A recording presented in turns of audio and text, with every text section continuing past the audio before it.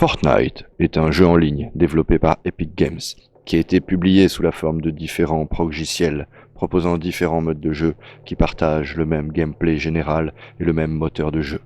Les modes de jeu incluent Fortnite Sauver le Monde, un jeu coopératif de tir et de survie jusqu'à 4 joueurs pour combattre les hordes de zombies et défendre des objets avec des fortifications qu'ils peuvent construire, et Fortnite Battle Royale, un jeu de bataille royale free-to-play où jusqu'à 100 joueurs se battent dans des espaces de plus en plus petits pour être la dernière personne debout. Les deux modes de jeu ont été publiés à partir de 2017, en accès anticipé. Alors que les deux jeux ont été un succès pour Epic Games, Fortnite Battle Royale est devenu un phénomène de société, attirant plus de 125 millions de joueurs en moins d'un an et gagnant des centaines de millions de dollars par mois. Le premier mode de jeu était Sauver le monde.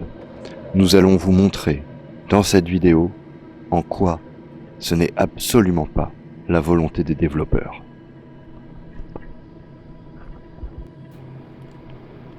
Malgré le fait que Sauver le monde soit sorti en 2011, le Battle Royale, lui, est sorti en 2017. Mais il n'est pas arrivé de nulle part. Sachez qu'un film, Battle Royale, avait été créé le 21 novembre 2001, la même année que les attentats du 11 septembre.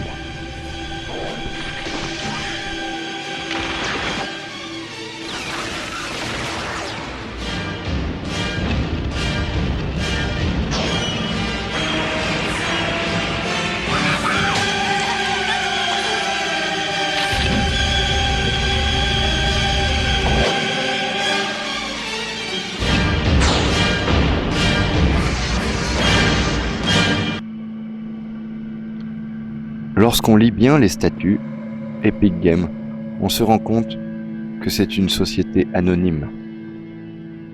Mais quel peut bien être son modèle économique ? Ce qu'il y a d'intéressant dans le modèle économique de Fortnite, c'est que c'est un jeu gratuit. Qui dit jeu gratuit, dit qu'il permet à des centaines de milliers de personnes de jouer gratuitement, tout simplement. Mais en fait, derrière cette gratuité se cache quelque chose de plus sombre. L'idée, c'est de vendre aux gens du maquillage, du cosmétique, des skins. Ceci n'a pas grand intérêt, mais comme il y a énormément de joueurs, énormément de gibier, énormément de personnes prêtes à dépenser des sommes folles juste pour ne pas ressembler à leurs voisins, eh bien, ce jeu draine une somme absolument incroyable de financement. Et ce, bien plus que si le jeu avait été payant.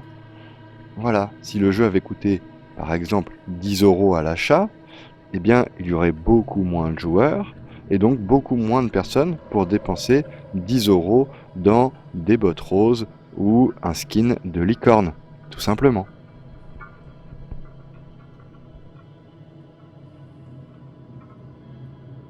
Aujourd'hui, Fortnite, c'est plus de 125 millions de joueurs dans le monde. Fortnite est une véritable machine à cash. Ce dernier aurait engrangé 3 milliards de dollars de bénéfices en 2018.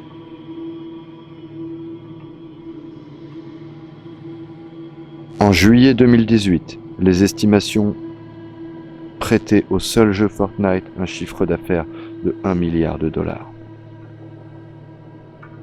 Fortnite réalise 1,23 million de dollars par jour seulement sur iOS. À ces recettes, il faut ajouter celles de bien d'autres encore.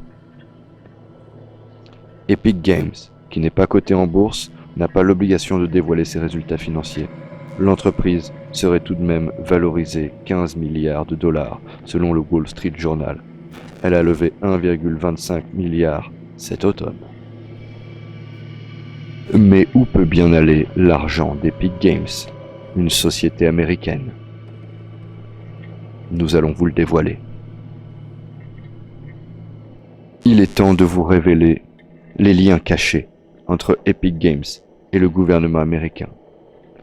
La première chose évidente est le lien avec les armes à feu. Il y en a plein dans Fortnite, il y en a plein dans les États-Unis.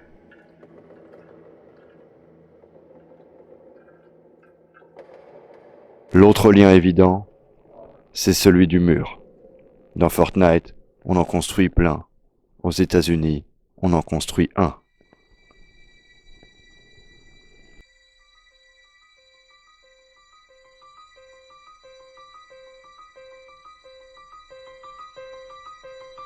Mais l'un des plus grands secrets reste celui des conditions générales de vente. En effet, si vous prenez le temps de bien lire, vous tombez ici sur les réelles conditions. Personne ne prend le temps de les lire. Or, en jouant à Fortnite, vous donnez accès à Epic Games, toutes les informations disponibles sur votre ordinateur, vos mails, vos fichiers, vos données personnelles, ainsi même que votre webcam. You is an idiot! You is idiot! Yo! Fuck your bitch!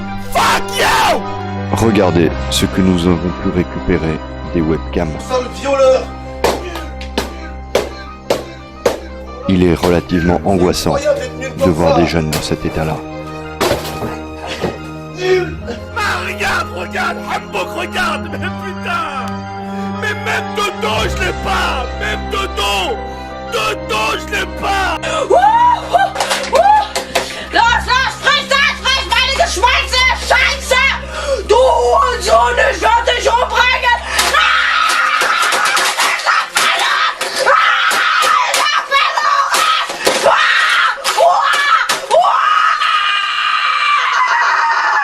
Okay, who likes Fortnite? Fortnite a un effet dévastateur et pervers sur leur comportement.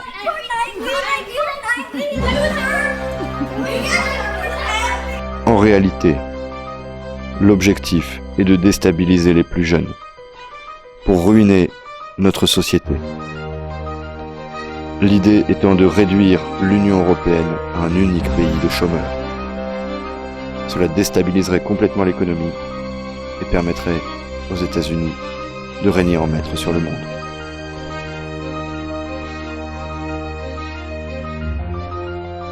Mais ce n'est pas tout.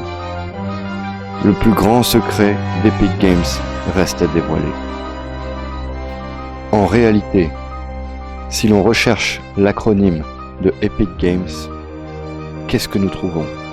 Experimental Prophecy in Chicago, Governmental Anarchy, Mutilate Environment Society. Ce que l'on peut déduire nécessairement de cet acronyme, c'est que les fonds d'Epic Games servent à déstabiliser le climat. En effet, si vous regardez ce graphique, vous pouvez observer que depuis la création d'Epic Games, le climat s'est emballé. En réalité, tous les fonds récupérés par Fortnite servent à construire un énorme canon tempête. Ce canon tempête a pour objectif de détruire l'environnement et donc à terme de réduire l'humanité à 1 personne sur 100. 1 personne sur 100, comme dans Fortnite. Coïncidence? Je ne crois pas.